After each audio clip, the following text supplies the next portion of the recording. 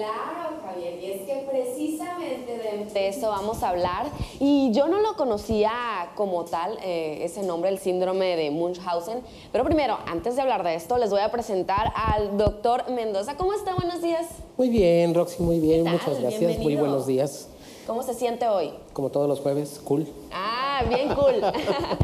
Doc, vamos a hablar del síndrome de Munchausen, que cuando yo lo escuché dije, bueno, ¿y eso cómo se come? ¿O qué es? ¿No? Para empezar, bueno, me gustaría que nos platicara un poquito de cómo surge este síndrome, o sea, cómo lo encuentran y, bueno, ¿de qué se trata?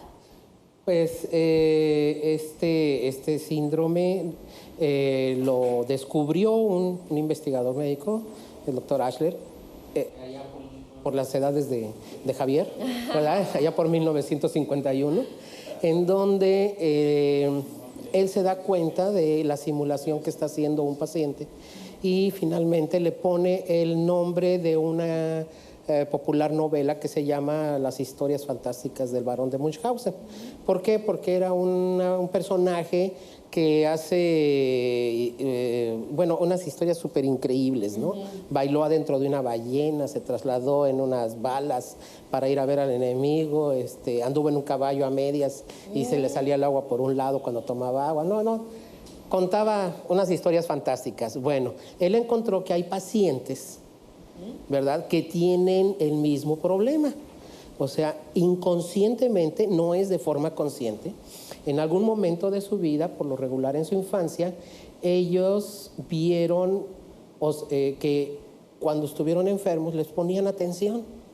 Entonces, en algún futuro de repente quieren volver a revivir esa sensación de sentirse protegidos y estar en una condición de, ¿qué te diré?, de que toda la atención la tienen fija. Y entonces empiezan inconscientemente a desarrollar enfermedades en su mente, nada más que es inconsciente. No es lo mismo que la persona que es un simulador o que tiene otro tipo de problemáticas psicológicas. Entonces, en estas personas, ellos empiezan a desarrollar eso, tienen que tener sí ciertos conocimientos médicos, algunas historias que hayan leído en esas revistas populares, ahora en internet es más, y entonces empiezan a decir, pues tengo esto, por esto y por esto, y realmente engañan mucho a los médicos, ¿verdad?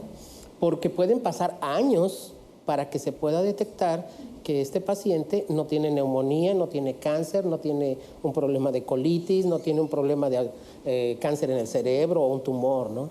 Entonces se puede decir que los síntomas de un paciente con el síndrome de Munchausen pudiesen ser más psicológicos que físicos, ¿no? De hecho, son los dos, porque sí puede coexistir problemas reales de una enfermedad con problemas mentales, ¿no? Con sus problemas psicológicos. Pueden tender a intensificar, claro, para obtener más atención de la gente. Sí, de hecho se clasifica en tres formas, ¿no? Cuando predomina la parte, o sea, tiene la parte física, pero predomina lo psicológico. En la otra, cuando predomina lo físico y lo psicológico es un poco menos. Y en la tercera parte, donde los dos están a la par, ¿no? Doc, ¿este síndrome se da en adultos, se da en niños, adolescentes? Es más frecuente en niños, es más frecuente en la infancia. Sí lo podemos encontrar en niños porque tienen su capacidad muy, muy buena. Pero en la adultez aparece, y el problema que nos aparece aquí es que hay una variante del síndrome de Munchausen, ¿verdad?, en donde se le llama por poder o proxy, como le llaman en Estados Unidos, en donde todo el cuidado y toda la atención se centran en una persona próxima. Puede ser un hijo, o puede ser un abuelo, o puede ser un padre ya viejo, ¿verdad?, en donde es fantástica la manera en que le tienen cuidado, ¿verdad? Y tú dices, bueno, es excelente hija o excelente madre, pero en realidad lo que están presentando es una obsesión hacia estarlos cuidando para llamar la atención de esa manera. La verdad es que todavía hay mucho de qué hablar sobre este tema, entonces puede ser el síndrome para uno o tenerlo para hacia nuestros hijos, hacia nuestro familiar. Muchísimas gracias, doctor. tiene cura. Antes, yo no me quiero ir sin preguntar si tiene cura. Ay, tiene una cura muy difícil. Sí. Bueno, hay dos Tratamiento y enfoques. terapia. Es un tratamiento, de verdad, obviamente, ya finalmente cuando detectamos que tiene Munchausen, bueno, se lo mandamos, ¿no? A psicólogos y entonces ellos ya se encargan. Pero es difícil porque pues hay dos maneras, dos terapias. O lo enfrentan directamente o lo enfrentan indirectamente, ¿no? Entonces, está difícil. Gracias al doctor Mendoza por su participación aquí en Como Cada Mañana.